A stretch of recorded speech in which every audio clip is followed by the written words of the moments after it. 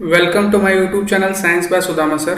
Students, मैं सुदामा चौरसिया आपके लिए एक बहुत ही इंपॉर्टेंट और ख़ास टॉपिक लेकर के आया हूं, जिसका नाम है ब्लड ग्रुप या रक्त समूह। जो नए स्टूडेंट इस चैनल से जुड़ रहे हैं, प्लीज़ चैनल को सब्सक्राइब कर लें और साथ ही बेल आइकन को भी प्रेस कर दें, ताकि जो भी नया वीडियो अपलोड होता है उसका नोटिफिकेशन आपको तुरंत मिल सके। चलिए तो स्टार्ट करते हैं हमारा नया टॉपिक, ब्लड ग्रुप या रक्त समूह। स्टूडेंट्स, इससे पहले वाली क्लासेस में हमने ब्लड के बारे में पढ़ा है और अब हम लोग बात कर रहे हैं ब्लड के टाइप्स की, जो ब्लड ग्रुप्स या रक्त समूह के माध्यम से बताया जाता है।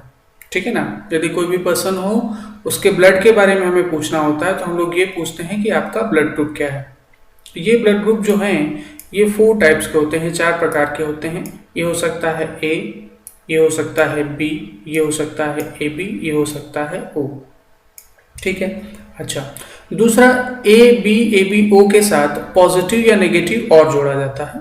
तो इस तरीके से यदि हम लोग ए बी ओ में पॉजिटिव और नेगेटिव जोड़ दें तो टोटल 8 कॉम्बिनेशन, मतलब 8 कॉम्बिनेशंस बनते हैं। तो कुल मिलाकर के टोटल जो ब्लड ग्रुप हो गए, ये कितने हो गए? 8 टाइप्स के ब्लड ग्रुप हो गए। एक ए बी ओ और दूसरा पॉजिटिव और नेगेटिव।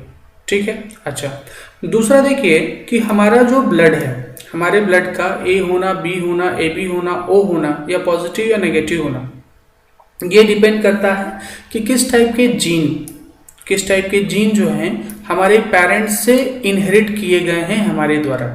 ठीक है।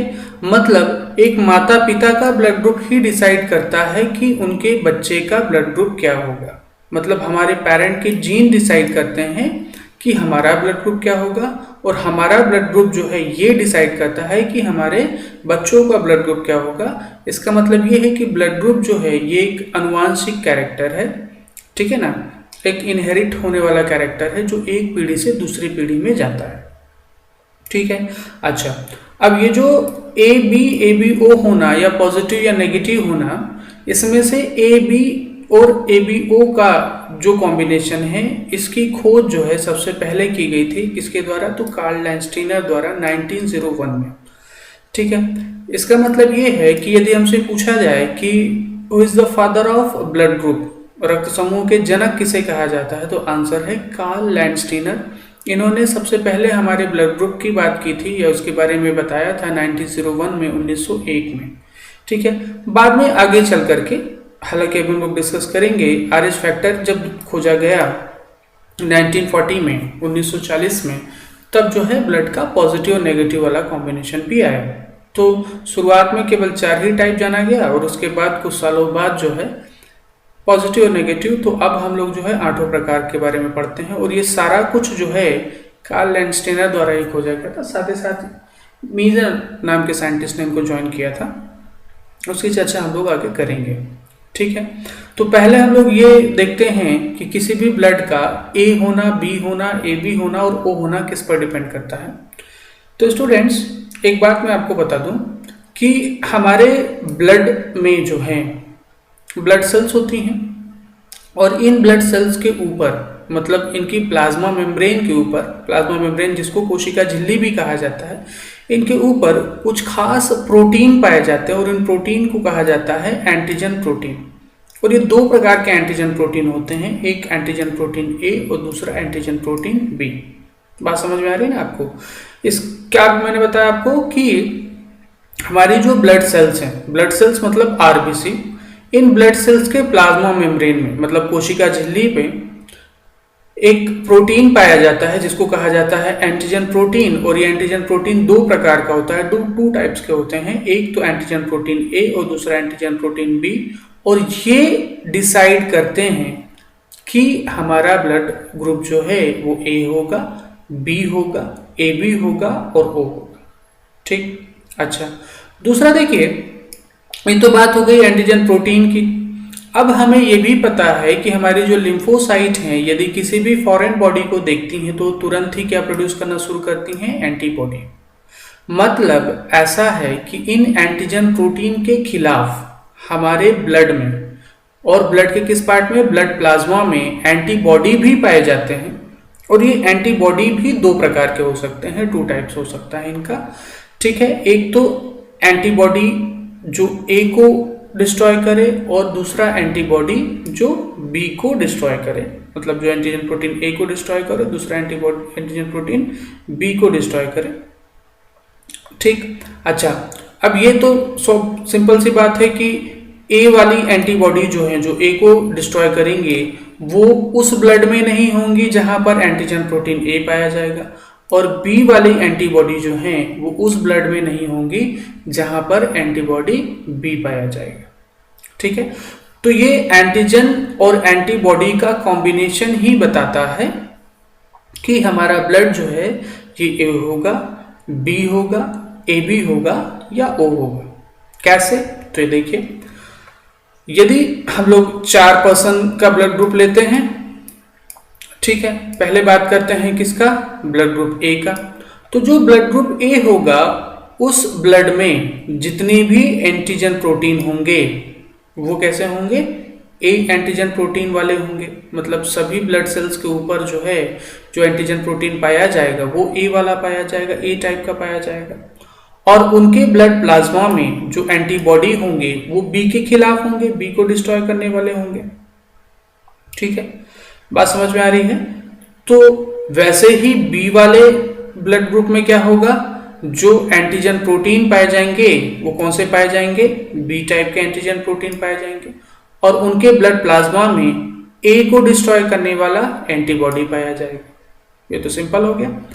ठीक, अच्छा, दूसरा जो ए बी ब्लड ग्रुप होगा, जो ए बी ब्लड ग्रुप होगा उनकी जो ब्लड सेल्स होंगी उनमें दोनों ही एंटीजन प्रोटीन के कॉम्बिनेशंस पाए जाएंगे, मतलब उनकी ब्लड सेल्स पर ए एंटीजन प्रोटीन भी पाया जाएगा और बी एंटीजन प्रोटीन भी पाया जाएगा।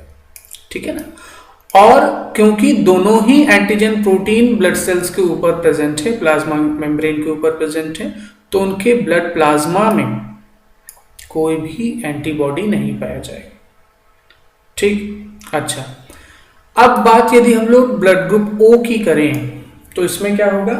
तो ब्लड ग्रुप ओ में जो प्लाज्मा मेम्ब्रेन होती है, सेल मेम्ब्रेन होती है आरबीसी की, इन पर ना ही एंटीजन प्रोटीन ए पाया जाता है ना ही एंटीजन प्रोटीन बी पाया जाता है। अब इस कंडीशन में क्या होगा? ब्लड प्लाज्मा में दोनों के खिलाफ एंटीबॉडी पाई जाएंगी, और ये तो हमें पता है कि एंटीबॉडी कौन बनाता है? एंटीबॉडी बनाती हैं लिम्फोसाइट्स।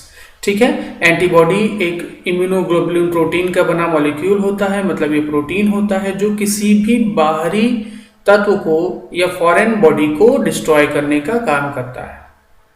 ठीक है, तो ये कंफर्म हो गया, ये डिसाइड हो गया, या ये पता चल गया आपको कि किसी भी ब्लड का ए होना, बी होना, ए बी होना और ओ होना किस पर डिपेंड करता है? ये डिपेंड करता है एंटीजन और एंटीबॉडी के कॉम्बिनेशन पर, और ये कॉम्बिनेशन भी हमने देख लिया। ठीक है, चलिए बात आगे की करते हैं। अब बात करते हैं हम लोग किसी भी ब्लड का पॉजिटिव होना या नेगेटिव होना। ठीक है, अच्छा, अब ये पॉजिटिव या नेगेटिव होना किस पर डिपेंड करता है? ये एक दूसरे प्रोटीन पर निर्भर करता है जिसको कहा जाता है आरएच फैक्टर या रीसस फैक्टर। और ये रीसस फैक्टर भी जो है हमारी ब्लड सेल्स पर ही पाया जाता है, रक्त कोशिकाओं पर ही पाया जाता है, बाहर ही पाया जाएगा प्लाज्मा मेम्ब्रेन पर। अब देखिए, इसको फर्स्ट टाइम पहली बार खोजा गया था रीसस प्रजाति के बंदर में, रीसस मंकी में खोजा गया था 1940 में। और खोजने वाले कौन? मैंने आपको बताया था कार्ल लैंडस्टीनर ने ही खोजा था, साथ ही साथ इनके साथ कौन थे? AS Wiener. ठीक है, इन दोनों ने मिलकर के किसको खोजा था? तो आरएच फैक्टर को खोजा था। और ये खोजा किस में था? रीसस मंकी में, इसलिए इस फैक्टर का या इस प्रोटीन का नाम पड़ गया आरएच फैक्टर। दूसरा, सेम जैसे हमने एंटीजन प्रोटीन की बात की थी कि ये हमारे माता पिता से आता है हमारे ब्लड में, या हमसे जो है हमारे बच्चों में जाएगा, तो ये भी जो है इनहेरिट होता है, अनुवांशिक रूप से एक पीढ़ी से दूसरी पीढ़ी में जाता है। ठीक है, जिस ब्लड में ये पाया जाएगा वो हो जाएगा आरएच पॉजिटिव, और जिस ब्लड में ये एब्सेंट होगा, मतलब नहीं पाया जाएगा, वो हो जाएगा आरएच नेगेटिव।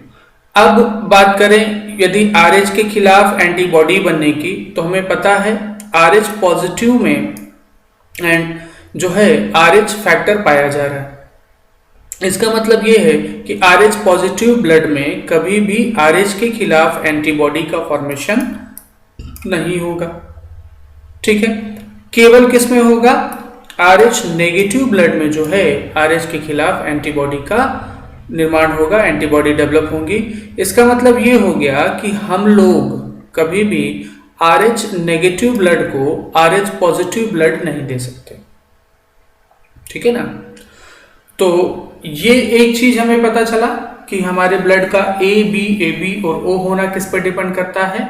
तो वो डिपेंड करता है आपके एंटीजन प्रोटीन पर, जो दो प्रकार के होते हैं, A और B, और दूसरा जो है पॉजिटिव या नेगेटिव होना जो है इस पर डिपेंड करता है। तो ये डिपेंड करता है RH फैक्टर पर, जो पाया जाएगा तो ब्लड होगा पॉजिटिव और एब्सेंट होगा तो नेगेटिव। ठीक, चलिए इसके बाद देखिए, अब बात करते हैं कि कौन सा ब्लड किसे दिया जा सकता है और कौन सा ब्लड कौन सा व्यक्ति एक्सेप्ट कर सकता है। इस पे सबसे पहली बात हमें एक चीज याद रखना है कि यदि ब्लड को डोनेट करने पर किसी भी रेसिपिएंट में एंटीबॉडी का फॉर्मेशन हो गया तो वो उस ब्लड को एक्सेप्ट नहीं करेगा। ठीक है, या कोई भी ब्लड हम लोग देते हैं, किसी भी ब्लड को, सामने वाले व्यक्ति में जो है उसके खिलाफ यदि किसी भी प्रकार से एंटीबॉडी का फॉर्मेशन शुरू हो गया तो वो ब्लड एक्सेप्टेबल नहीं होगा। ठीक, चलिए मान लेते हैं कि हमारे पास 8 ऐसे व्यक्ति हैं जो ब्लड एक्सेप्ट करने वाले हैं, मतलब रेसिपिएंट हैं, और 8 दूसरे व्यक्ति हैं जो ब्लड को डोनेट करने वाले हैं, मतलब दान देने वाले। ठीक है, अच्छा, अब रेसिपिएंट में सबसे पहले O नेगेटिव की बात करें। O नेगेटिव जो है इसके ब्लड में ना ही एंटीजन प्रोटीन A है, ना ही एंटीजन प्रोटीन B है, ना ही RH फैक्टर है। अच्छा, इसका मतलब ये हुआ कि यदि इसमें O नेगेटिव में किसी भी तरीके से यदि एंटीजन प्रोटीन A आता है, एंटीजन प्रोटीन B आता है या RH फैक्टर आता है तो वो एंटीबॉडी बनाने लगेगा। मतलब इसको हम लोग कोई भी ब्लड नहीं दे सकते, केवल और केवल इससे मैच करता हुआ ब्लड ही दे सकते हैं, O नेगेटिव ही दे सकते हैं। ठीक है, बात समझ में? ये पहली बात। अच्छा, दूसरा O पॉजिटिव की बात करें तो O पॉजिटिव में क्योंकि RH फैक्टर है तो आप इसको जो है O वाला पॉजिटिव भी दे सकते हो।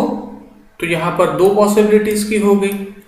O नेगेटिव वाले को केवल आप O नेगेटिव दोगे, लेकिन O पॉजिटिव वाले को आप O नेगेटिव भी दे सकते हो और O पॉजिटिव भी दे सकते हो। हाँ, दूसरे कॉम्बिनेशंस नहीं दिए जा सकते। ठीक है, बात समझ में? अच्छा, इसके बाद देखिए, यदि हम लोग बात करें A वाले की, इसमें से A नेगेटिव की, तो A नेगेटिव में हमें पता है कि इसके पास जो एंटीजन प्रोटीन है वो A वाला है और जो है RH फैक्टर इसमें प्रेजेंट नहीं है। ठीक है ना, A नेगेटिव में RH फैक्टर प्रेजेंट नहीं है और इसमें जो एंटीजन प्रोटीन है ये A वाला है। ठीक है, अच्छा, इसका मतलब ये है कि यदि मैं इसको O नेगेटिव देता हूं जिसके पास ना एंटीजन प्रोटीन A है, ना एंटीजन प्रोटीन B है, ना RH फैक्टर है, तो वो एक्सेप्ट हो जाएगा।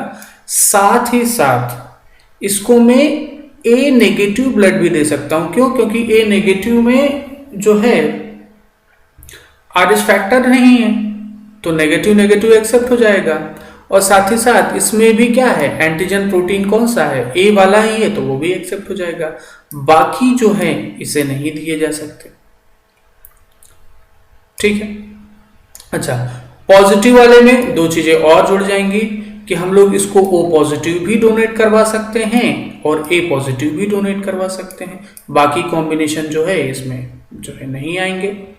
ठीक, सेम कंडीशन B नेगेटिव के साथ बनेगी कि B नेगेटिव वाला या तो O नेगेटिव एक्सेप्ट करेगा या B नेगेटिव एक्सेप्ट करेगा और B पॉजिटिव वाला जो है पॉजिटिव भी एक्सेप्ट कर लेगा O वाला और B पॉजिटिव भी एक्सेप्ट कर लेगा। ठीक, अच्छा, दूसरा यदि हम लोग AB की करें तो AB नेगेटिव में ए बी नेगेटिव में एंटीजन प्रोटीन ए है, एंटीजन प्रोटीन बी है, लेकिन RH फैक्टर नहीं है। ठीक है, इसका मतलब ये है कि आप इसको कोई भी एंटीजन प्रोटीन ला करके दे दीजिए, ये एक्सेप्ट कर लेगा।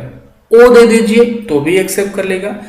केवल और केवल आप इसमें जो है RH फैक्टर पॉजिटिव वाले ब्लड नहीं दे सकते। ठीक है, बात समझ में आई? तो AB नेगेटिव जो है पॉजिटिव RH फैक्टर वाले ब्लड को एक्सेप्ट नहीं करेगा, बाकी ये सारा कर लेगा। और बात AB पॉजिटिव की करें तो AB पॉजिटिव में देखिए एंटीजन प्रोटीन A है, एंटीजन प्रोटीन B है और RH फैक्टर भी है, तो तीनों ही पाए जा रहे हैं। तो इसमें किसी भी प्रकार की एंटीबॉडी का फॉर्मेशन नहीं होगा, और क्योंकि किसी भी प्रकार की एंटीबॉडी का फॉर्मेशन नहीं होगा तो ये सारे ब्लड को एक्सेप्ट कर लेगा, सारे ब्लड ग्रुप्स के ब्लड एक्सेप्ट कर लेगा, चाहे वो A हो, चाहे B हो, चाहे AB हो, चाहे O हो, चाहे इनके पॉजिटिव नेगेटिव कॉम्बिनेशन कोई भी हो।